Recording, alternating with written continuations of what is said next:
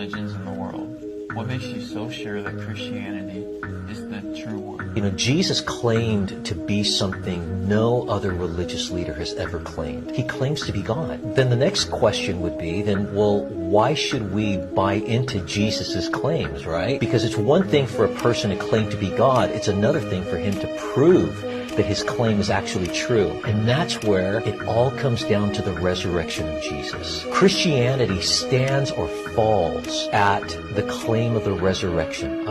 Jesus' death on the cross, I mean, that's a historical fact. But the claim that he rose again from the dead, that's either true or false. And we believe that it's true.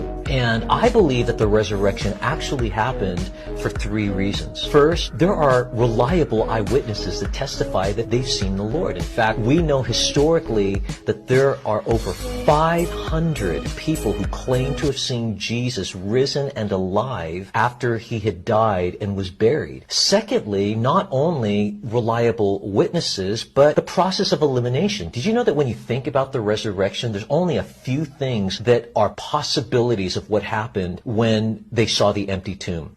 One possibility is that Jesus really didn't die on the cross. This is called the swoon theory. But we know that the Romans, I mean, they knew what death looked like. And Pontius Pilate made sure that Jesus was dead before he was taken off the cross and buried. And so he had a spear thrust into his side, and we know that blood and water flowed out. And the American Heart Association did a study on that, and they determined from that evidence that he died of a ruptured heart. So he literally died. Other people say the disciples stole the body. But I'll tell you, the fact that those disciples all claimed that Jesus rose again from the dead, and they held on to that claim even to torture and horrific death, man, these guys that were at one time cowards, and now to stand like that, something radical had to have happened. And you just can't say the disciples stole the body. Well, other people say the Romans stole the body, but why would they do that? Because for Roman soldiers, if what they were guarding were stolen, they would be executed for it. Other people say, well, everybody hallucinated. Well, to have over 500 people hallucinating the same thing, that's not probable. But also for them to hallucinate that meant that they had to expect a resurrection. None of them were doing that. But also, what do you do about all the circumstantial evidence?